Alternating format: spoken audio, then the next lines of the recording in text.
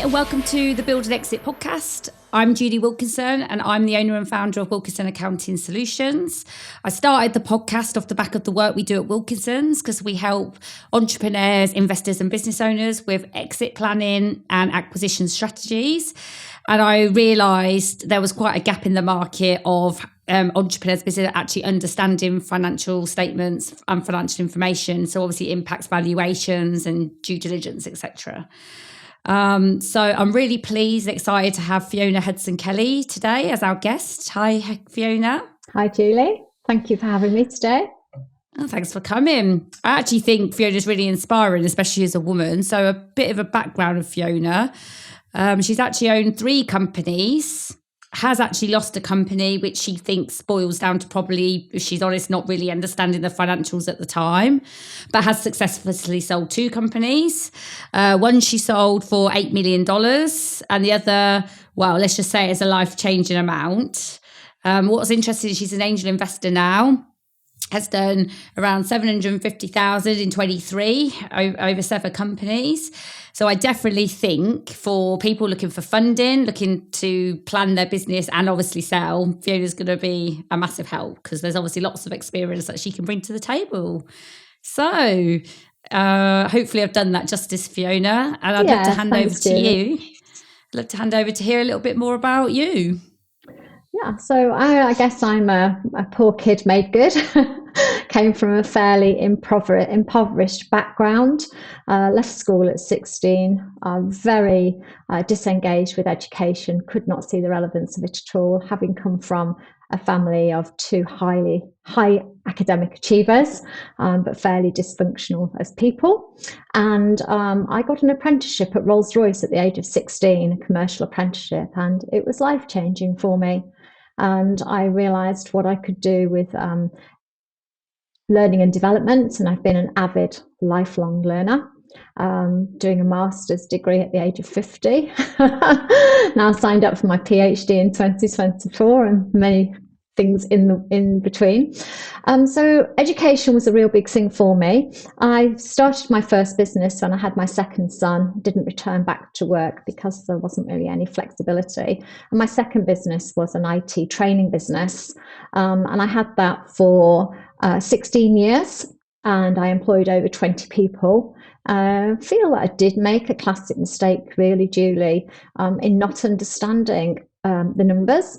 So we would have, for example, year-end accounts, not monthly accounts, and we would wait for the accountant to produce those accounts. So we were always looking in the rearview mirror, didn't really understand the difference between revenue and profit, didn't really understand where the profit was coming from in terms of which product lines, which customers, etc. And that was a harsh lesson because I lost my house. I had personal guarantees to the rent on the buildings. Lost my house. I was a single mum with 4 young children at the time, including a small baby. Moved us into rented accommodation and started again in my second business. My second business this time, I decided to use other people's money. Certainly learn a lot more about the mechanics of accounting and finance, which I'm happy to share, Julie, if that's relevant at some point during this conversation of what I did learn and how I learned it. And I brought in a lot of venture capital funding. So when I sold that business, for $8 million, £5 million. I owned less than 5% of that business at the end. So my third business, I started when I was 50, 10 years ago. I decided not to use other people's money and I bootstrapped it. So I would go out all over the country delivering strategic workshops, marketing workshops, picking up the checks from that, getting my son to take them to the bank so that we could start to outsource the development overseas to create a product. And that product was hugely successful. And I sold that business 2 years ago for many tens of millions of pounds. And we had a very tight business. We had 53 people, a great leadership team. And I was able to walk away from that business with a full cash exit. Wow. I mean, that's a lot of experience, isn't it, into 3 businesses. And What do you think the difference was? How did you feel differently depending on when you did the second business with all the venture capitalist money versus when you sort of did it, I suppose, a bit more independently on the last business? I guess it was, I was curious because I hadn't taken any funding in the first business because it wasn't available. There was no such thing. It was just as the internet was coming along. So there's no such thing as Dragon's Den, angel investors, equity finance. It just was not heard of. So I was curious to understand what that experience was like. I was on a program at Warwick Business School, so I was identified as a high flyer in this business, in this second business. And during that process, we had venture capitalists come in and talk to us, and it's the first time I understood what VCs were, what venture capitalists were. It's the first time I really understood about what a capex table was, having been a sole owner of the business previously. So I was curious to know the journey, and it was pretty brutal. I'm not going to lie. It was pretty brutal, but I learned so much, and understanding the financial statements and the mechanics of finance was absolutely critical to us securing that venture capital funding. And I went on to win a huge competition called the £1 Million Investment Challenge in the Midlands to secure £1 million worth of funding. We didn't get all of the £1 million, but we got a good chunk of it, and it set us on a trajectory really where we were chasing investment more than we were chasing revenue, and it felt as though we were having a lot of people in leadership and management roles without really having a lot that was being done. And that probably does a disservice to that business because, as I say, that business successfully exited. But for me personally, I got a nice car out of it. Yeah. But I think, I mean, you've done a lot, and maybe you don't really realise because you're quite calm and you're saying, oh, I did this. But, to lose your house and things on the first business and to come back to build these businesses, whether you got a lot out of it or not, how, I suppose if we step away from the finance and that, I mean, how did you manage that mentally? What has been, because I think that's quite important. Like, how do you manage challenges? Because it sounds like you've had a lot of them. I have had thank you, Julie. I have had a lot, and I think it was only really when I sold my last business, and it's like I never had to worry about money again, and I'd fulfilled many of my dreams that I'd set out as a young girl to do, that I probably realised how hard it was.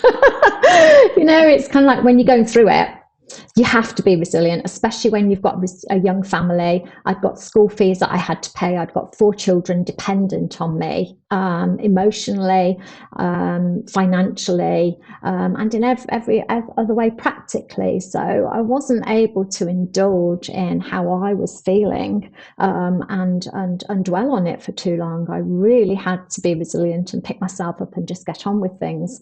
And it was only at the end of it all when I look back and I think, wow, that was a pretty rocky road. That was a heck of a roller coaster. How did I keep myself going during those times? I think I've got a really good connection of close friends and family, and I think my kids now, my son's 40 next year. They've been my whole North Star for everything that I've done, but they're also my best friends and my best allies. Oh, that's cute. Yeah, no, it sounds amazing. And, we've talked a bit about this offline. One of the things we want to get out of this podcast today really is financial information and the importance of it. Obviously, I bang on about it pretty much in every post. People probably get sick of hearing me. But it's good to hear, and we've talked that you actually think you tripled the value of your business by truly understanding your financial information. I mean, I'll just give a bit of a view of what I see. So, because I see a lot. I mean, we probably see about 100 balance sheets a month. Typically, we get told, oh, my accountant's brilliant. They sort everything out and they understand their accounts. Yeah. What I actually think that translates to is I get a good tax saving and I do understand my profit number, because our experience is if we ever challenge any numbers on the balance sheet as such, there isn't really a reply. They don't really understand it. And so that's the bit that I see as a gap, is really the balance sheet and people really understanding the difference probably between profit and cash. I mean, everyone says cash is king.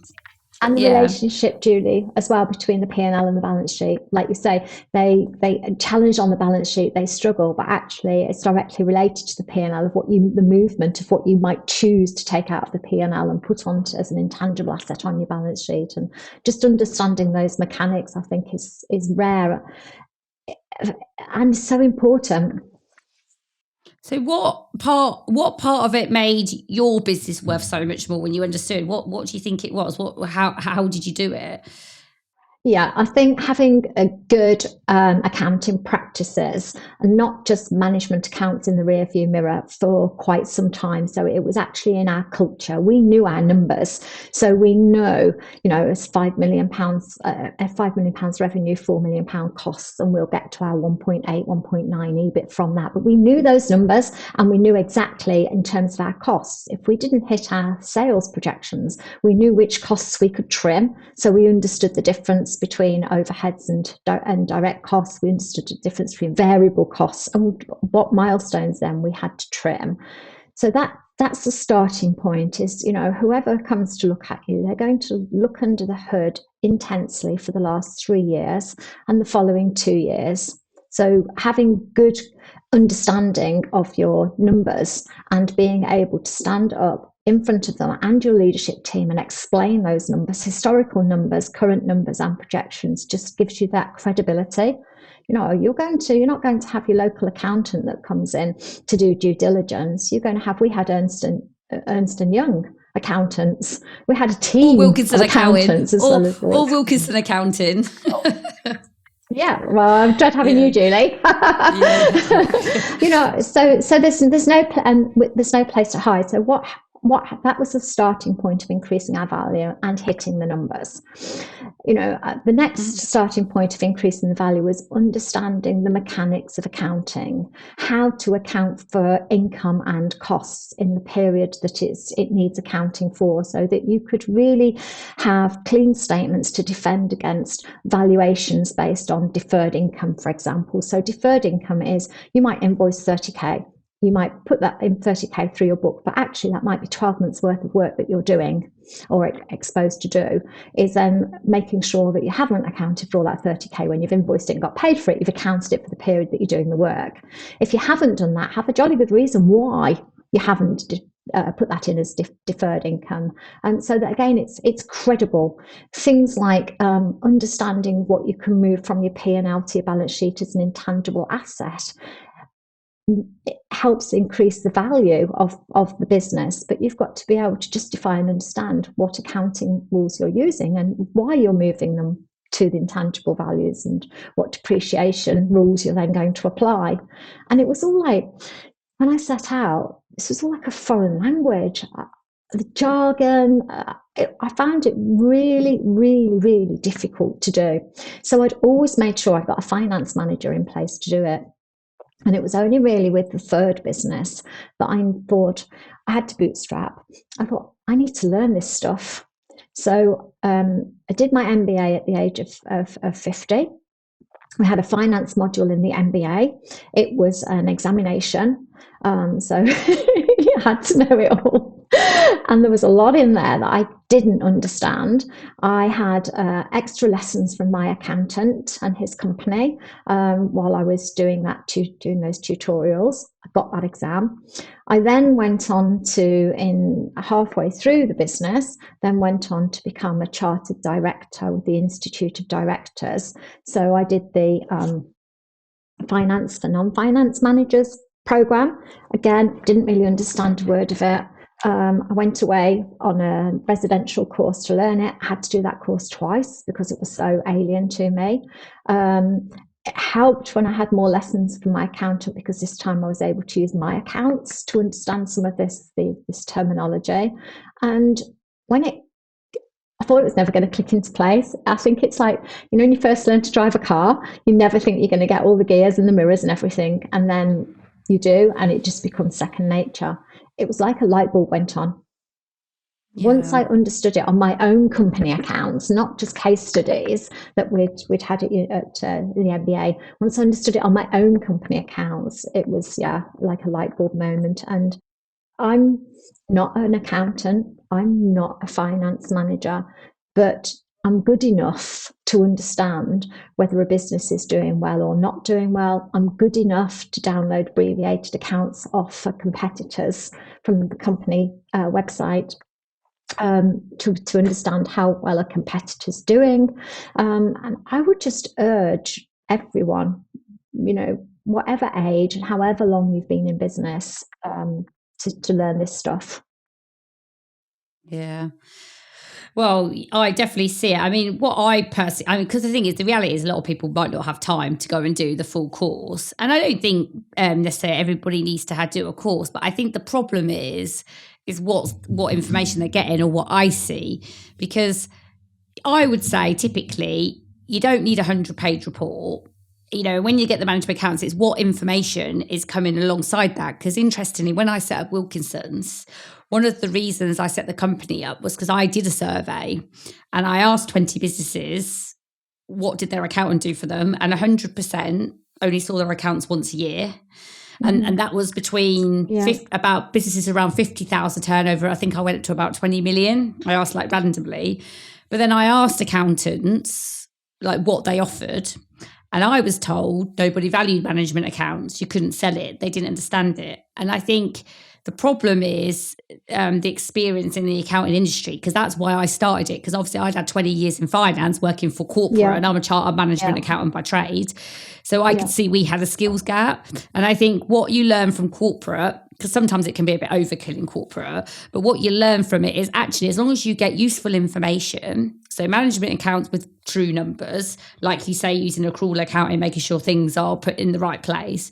But more importantly, the wording. So for instance, if we were going to work with a seller, we'd say, get your management accounts, but then create, what I would call a bit of a seller's pack. So you'd initially call it a board pack. And I suppose eventually that would expand probably into your seller's pack. And that has to have the key information, it has to have the journey of the company, the results, the risk management strategies, the corporate governance strategies and things like that, and how you're mitigating it. And if you have all those things, then it can be explained to the owner, then they basically, get a lot of the information that they need. Yeah, and to me, it's I would say that financial skill and marketing skills are the two skills that every startup founder should have. And if you haven't got the time to learn these, what else are you doing? Why aren't you making the time to learn these? If I can do them, I'm quite severely dyslexic and find the numbers difficult. If I can do it, anybody can do it. And I wish I'd done it years ago. And it doesn't just make a difference in terms of understanding the management packs that you supply, which, as you say, Julie, what you can do for a customer, which is fantastic. That's fantastic service. Because you'll only look in the rear view mirror. The point of understanding about the financial health of your business is that it enables you to make those strategic decisions, which product line to stop, which customers no longer to service, which market opportunities to pursue. Without having that understanding, how can you make those strategic decisions? Yeah, and management accounts aren't always enough. I know from I could sit here and give hundreds of examples, but I remember I worked with a company that in the end put about 200% on their bottom line, or forecasted 200%, purely because when they were offline on their marketing, so they were kind of doing it a bit offline, and brought it into real reporting so they could actually track the metrics. Because examples I've seen is where people have all their product lines into one sales code, for instance. So it's how you're using the information as well. Because you can have one sales code, or you could have every product line on a separate sales code. But then how do you apportion your costs across those product lines? So you can actually see, or service lines, what's making money. Because I've seen it in service and products where actually often things are making a loss, but it's hidden within the overall numbers because other things are overriding the loss making. Yeah. And they don't have the cost set all good enough, we might call it activity-based costing, where you split your activities across your product lines. They don't have good enough reporting on that to actually Why do you think that is? Why do you think that is, Julie? Do you think that they're too small, or is it too hard? Or because you're right, it's rare, isn't it? Well, I think, if I'm honest, there is a lack of knowledge in the accounting industry being provided by accountants on this thing, which I'm not blaming them, but what my experience of the research I did is a lot of accounting firms are quite siloed in the experience. So, they've always worked on bookkeeping and tax. It's a different skill. I had 20 years in corporate. I worked with every supply chain director throughout all of the commercials in my corporate world. And there's certain things you can't teach. You can do qualifications and learn tax rules. You can't always teach, the experience. So I think there's probably a gap. And so people don't know to do it because unless it's a service, I mean, I don't really believe business owners themselves would probably, even if you learnt it, how some of it is quite complicated to actually implement because sometimes the system itself doesn't actually report it. You have to do some offline or use different systems that integrate. So as an example, if you've got two companies and you pay an insurance premium from one because you get a group thing, the system doesn't automatically split that insurance to apportion it across the right entity. There isn't a system that will do that unless somebody told it to do it.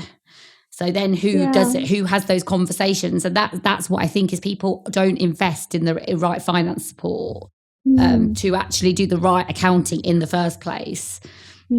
Or they don't know to because they're not advised to.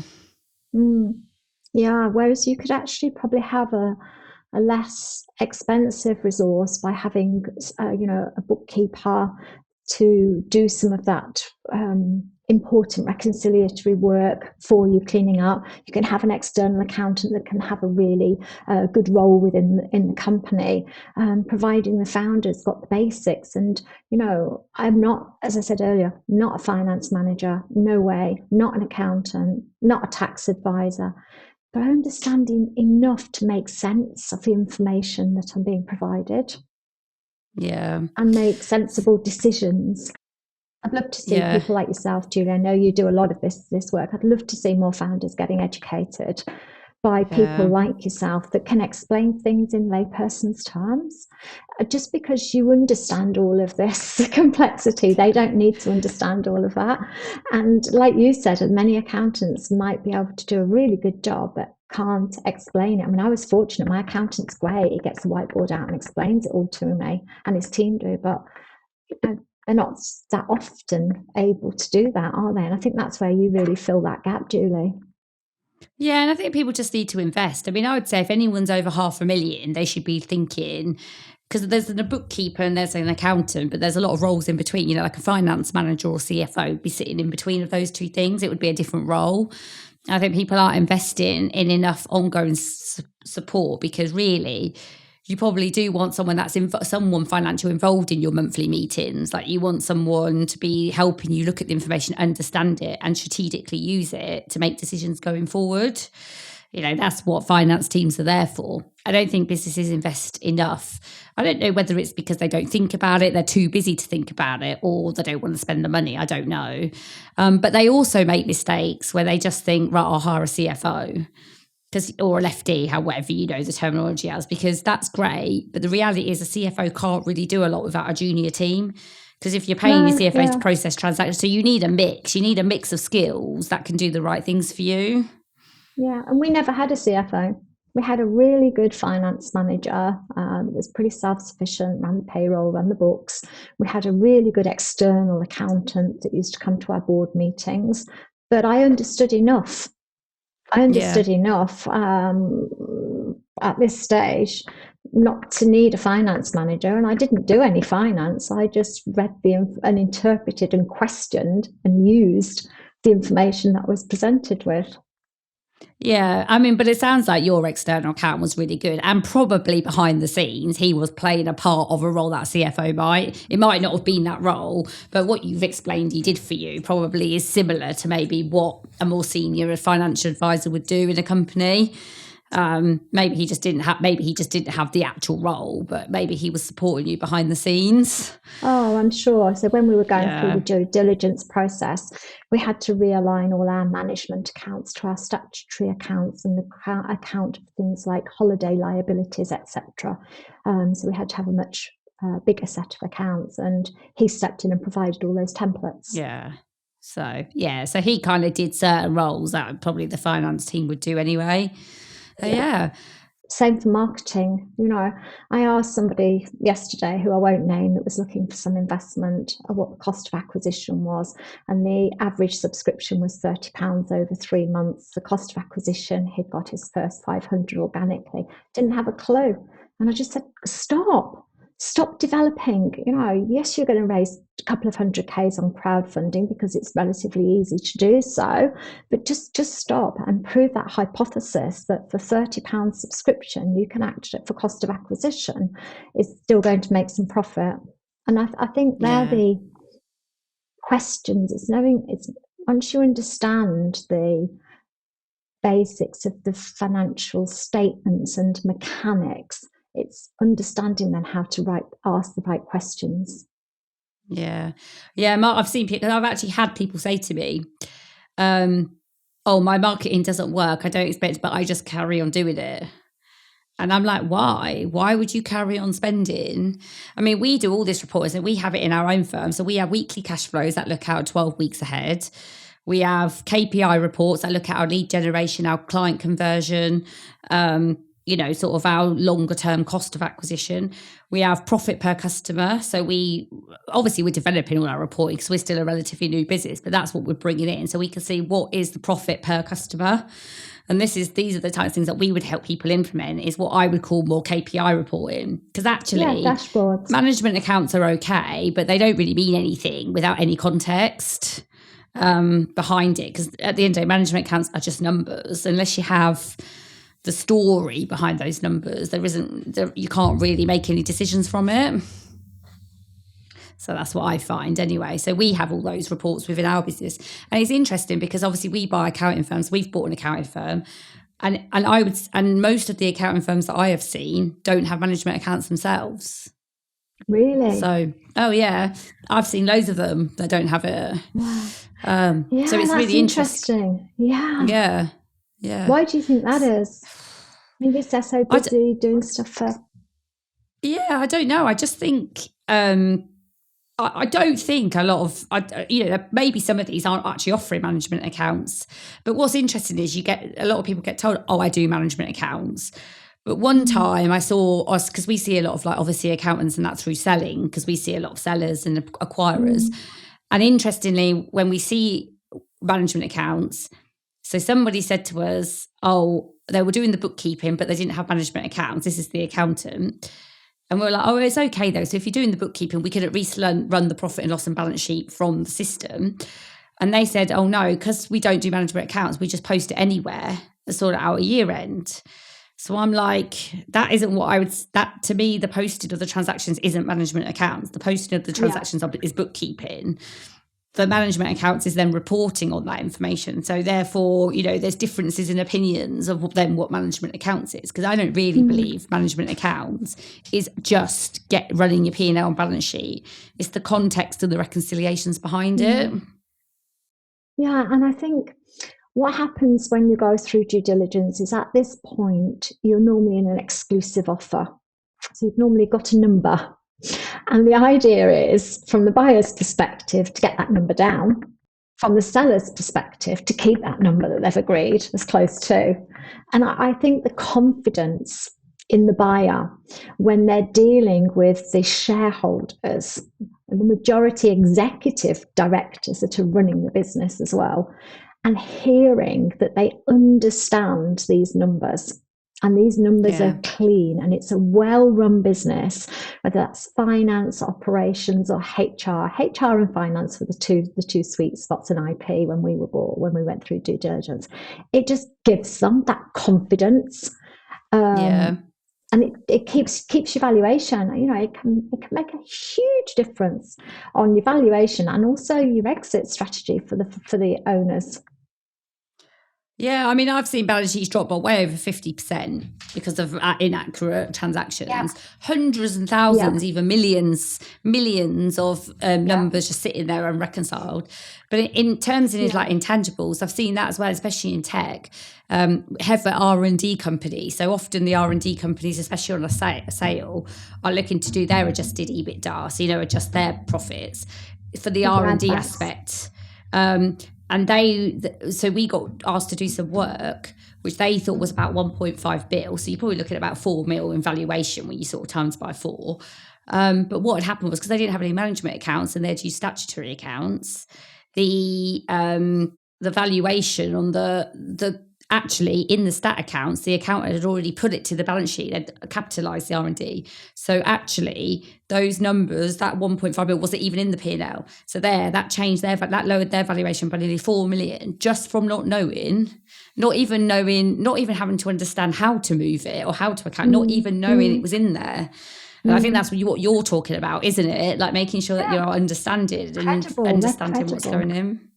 Yeah. So and I think, for many owners whose vision is to start a company, build a company, and then get the wealth from that company in return for the hard work and risk they've put in over those 7 to 10 years, it can be very disappointing, I would imagine, if you get to the end and that valuation adjusts in the way that you've just described, all because you haven't bothered to make the time to understand these things. Yeah, they don't bother to learn it.